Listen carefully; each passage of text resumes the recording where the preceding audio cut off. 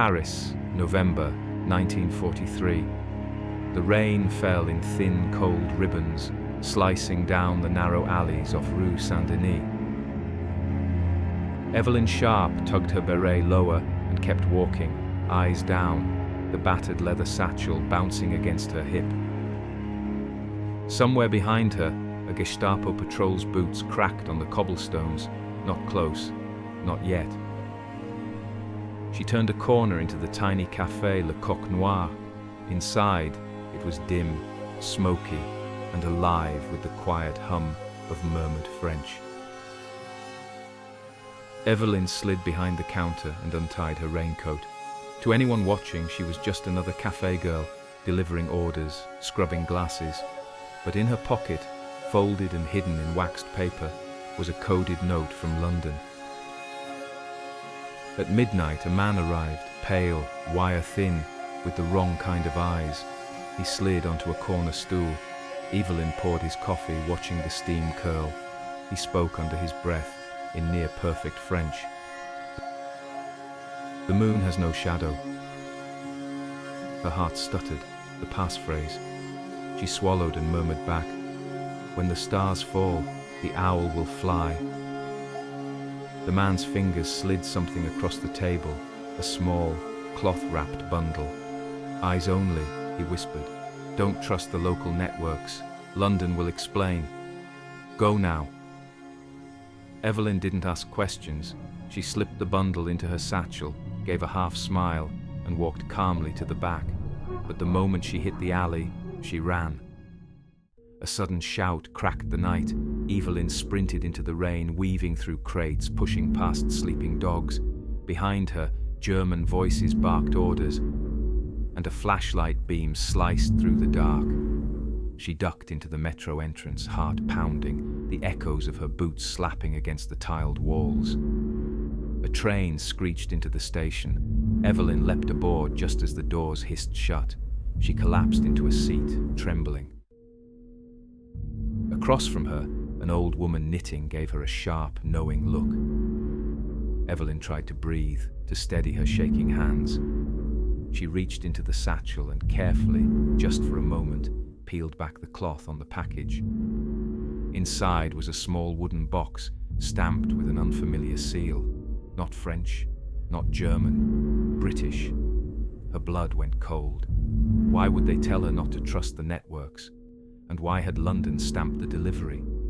The old woman on the train gave a slight nod, rising to leave at the next stop. Evelyn's stomach twisted. Was she following? Was she another contact? Or a spy? The train slowed. Evelyn rose, clutching the satchel tight, and stepped off into the damp, flickering light of the underground. The night had only just begun.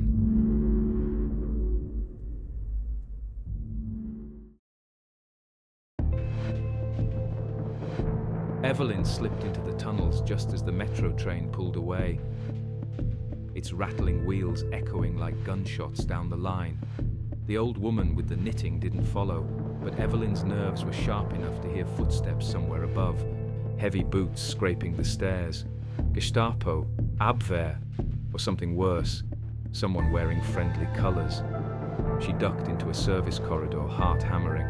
Her fingers brushed the small wooden box in her satchel, feeling the carved seal. British intelligence, no mistake. But why hide it here, in occupied Paris? Why bypass the local resistance? Minutes later, Evelyn emerged above ground, blinking at the drizzle-soaked street lamps. The café Le Coq Noir was dark. They knew better than to stay open this late. But across the street, a faint signal blinked once, twice, 3 times in a window. She crossed quickly. Upstairs, a young man waited. Dark hair, sharp suit, pistol on the table. Jacques, one of her few trusted resistance contacts. "They're hunting you," he murmured in French, words spreading. Evelyn placed the satchel on the table. "Who leaked it?" "Don't know, but the Abwehr is moving faster than usual." She hesitated. Jacques had never failed her before, but she couldn't ignore the voice in her head now, the warning, "Don't trust the local networks." When she reached for the box, Jacques' eyes flicked, just a twitch, barely a breath. But Evelyn had seen that look before, on double agents, on men whose stories didn't line up. "Where did you hear they were hunting me?" she asked softly. Jack gave a thin smile. "A little bird. Funny, I never told anyone I had a package." The room froze. Evelyn's fingers slipped into her coat, brushing the cold steel of her pistol. Jack's smile cracked. "Don't be stupid, Evelyn. Who are you working for?" "The same people you are." But his hand was moving, just a hair too slow. Evelyn drew first.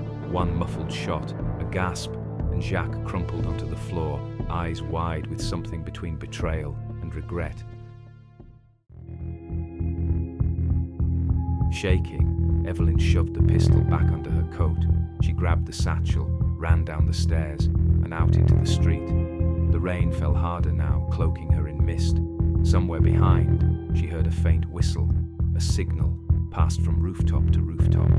She ducked into a narrow alley and pressed herself flat against the wall. Eyes only, she reminded herself. The package wasn't meant for anyone here. It had to reach London. A shape moved in the fog. A soldier in an Abwehr uniform, cigarette glowing red in the dark. Evelyn's heart pounded as she slipped away, feet barely whispering on the stones. She had one chance left, one last contact, hidden in the old cathedral near the Seine. And as the city's clock struck 2, Evelyn Sharpe ran through the shadows, clutching her secrets close, the weight of a war balanced in her trembling hands. The old cathedral by the Seine loomed like a broken tooth against the sky, its spire half shattered by Allied bombs. Evelyn slipped through the crumbling archway, boots silent on the cracked stones. Her last contact waited in the shadows. Father Renard, once a priest, now a ghost for the SOE, melted from behind a column. His pale face creased in worry as he made the sign of the cross. "Evelyn, you weren't followed." "No guarantees." She handed over the wooden box. Renard peeled back the cloth carefully. Inside wasn't a weapon or microfilm. It was a photograph, yellowed and creased, of a man in British uniform. A note was attached. Evelyn's stomach clenched as she read. Colonel Adrian Shaw, her London handler, the man who'd recruited and guided her, was a traitor. There were details. Bank accounts in Switzerland, meetings with German officers, names. "This can't be real," Evelyn whispered. Renard's voice was tight. "He's been feeding the Germans for months. This goes straight to MI6, no one else." Suddenly, a soft click echoed behind them. Evelyn spun just as a tall figure emerged from the gloom. Colonel Adrian Shaw himself. "You weren't supposed to see that, Evelyn," he murmured. His pistol gleamed faintly. "Why?" The voice cracked. "How many agents died for you?" Shaw sighed. "Enough to buy me a new life. London won't protect you, Evelyn. Walk away." Renard lunged, but Shaw fired first. The priest collapsed with a choking gasp. Evelyn's mind raced. She had her pistol, but Shaw was faster. "Think, Evelyn." She dropped the box. "You want it? Take it."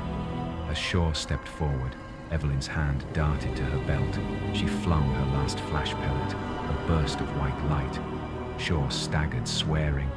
Evelyn dove behind a column, firing wildly to force him back.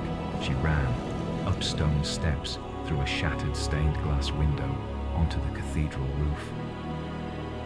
Wind whipped her coat as she sprinted across the tiles, Shaw's boots thundering behind. The Seine glistened far below. Evelyn clutched the soaked photograph and leapt. Cold water swallowed her. The current pulled, dragging her under. Far above, gunshots cracked the air. Evelyn kicked and fought to the surface, sputtering. Clutching the evidence to her chest, she let the river carry her away, knowing one thing. She had to reach London. The train rumbled through the Channel night, wheels pounding over steel. Evelyn sat hunched in the corner of a third-class car, soaked to the bone, coat heavy with river water. She gripped the folded photograph tightly in her pocket, fingers numb. By dawn, she'd be in London. She'd deliver the evidence. The traitor would fall, unless Shaw reached her first. Somewhere down the corridor, a door clicked. Evelyn's breath caught. She slid her pistol free, keeping it low, eyes flicking to the window, dawn light creeping across English fields. A figure approached, tall, trench coat, confident stride. Shaw. She knew it before his face cleared the shadows. "You've been difficult, Evelyn." His voice was calm, almost fond. "Give me the photograph. Walk away." "You killed Renard," she said softly.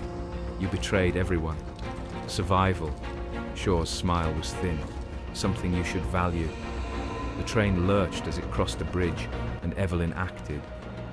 She fired first. Shaw dodged, his own pistol flashing. Passengers screamed and ducked as bullets tore through seat backs.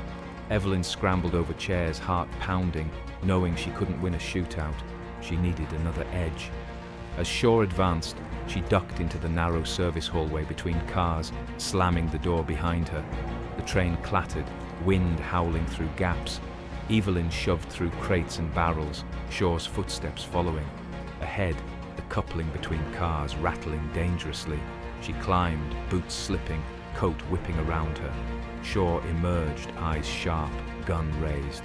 "Don't be foolish," he warned. Evelyn drew a sharp breath, gripping the soaked photograph.